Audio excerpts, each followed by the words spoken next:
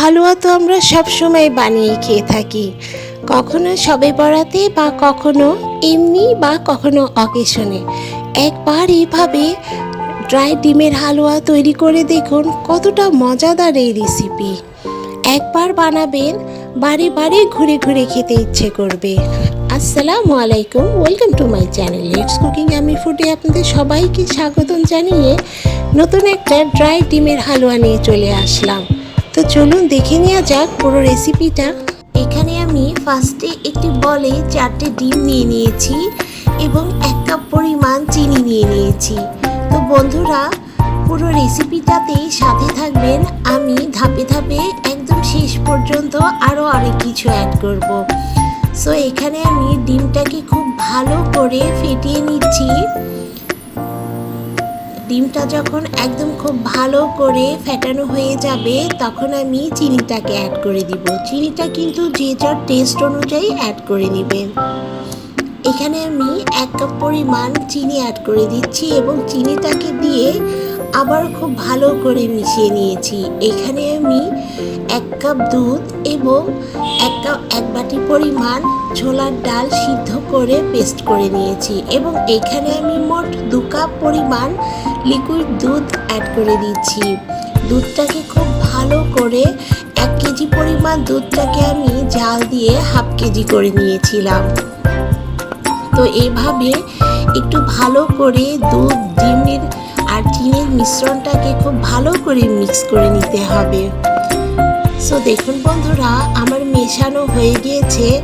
এখন আমি যেই ছোলার ডালের পেস্টটাকে আমি করে নিয়েছি সেটাকে এখন অ্যাড করে দিব। ডালটাকে আমি অফ ক্যামেরাতে সিদ্ধ করে পেস্ট করে নিয়েছি, না হলে ভিডিওটা অনেক বড় হয়ে যায়।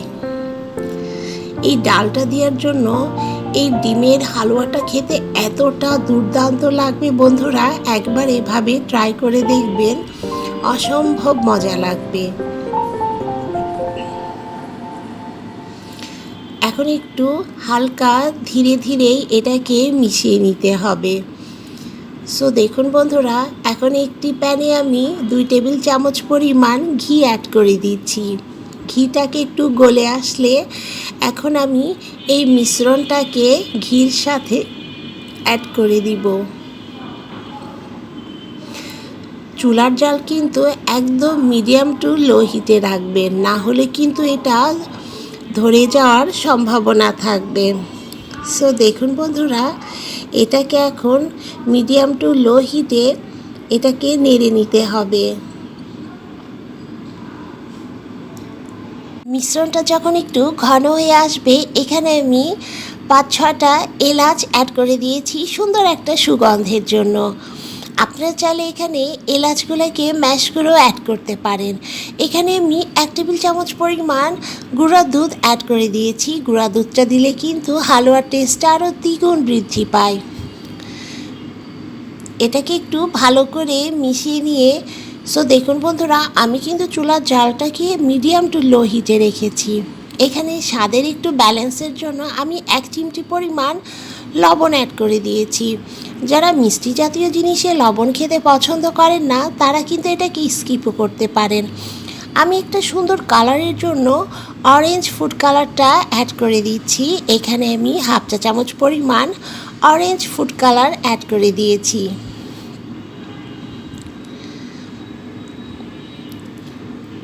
সো দেখুন বন্ধুরা, এভাবে একটু ভালো করে নেড়ে নিতে হবে এবং পানিটা যখন একদম শুকিয়ে আসবে, সো দেখুন বন্ধুরা, এখানে আমার পানিটা একদম শুকিয়ে এসেছে এবং হালুয়াটা প্রায় হয়ে এসেছে। আমার চ্যানেলে যারা নতুন বন্ধুরা, তারা কিন্তু সাবস্ক্রাইব করে পাশের বেল আইকনটি প্রেস করতে একদম ভুলবেন না, তাহলে এরকম নতুন নতুন রেসিপি আগে পৌঁছে যাবে আপনার কাছে। এখন আমি একটি বাটিতে ঘি ব্রাশ করে রাখছি আগে থেকেই, যাতে আমার হালুয়াটা যখন একদম হয়ে যাবে, দ্রুত যাতে আমি এটাকে ঢেলে নিতে পারি। আমার হালুয়াটা হয়ে গিয়েছে, এখন আমি এই বাটিতে ঢেলে নিচ্ছি এবং খুব ভালো করে চেপে চেপে এটাকে সেট করে নিচ্ছি। কারণ এটাকে ভালো করে চেপে চেপে সেট করে নিলে কিন্তু এই হালুয়াটা কাটার সময় খুব সুন্দরভাবে এটা ভেঙে যাবে না। এখানে এবার আমি কাঠবাদাম এবং কাজু বাদাম এটাকে সৌন্দর্যের জন্য একটু ডেকোরেশন করে দিচ্ছি।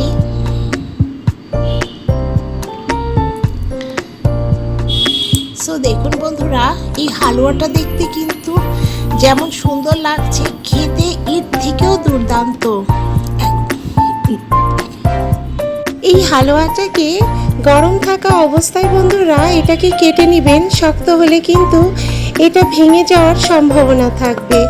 এই জন্য গরম থাকা অবস্থায় এটাকে কেটে নিতে হবে এবং 1 ঘন্টা রেস্টে রেখে তারপরে পরিবেশন করবেন।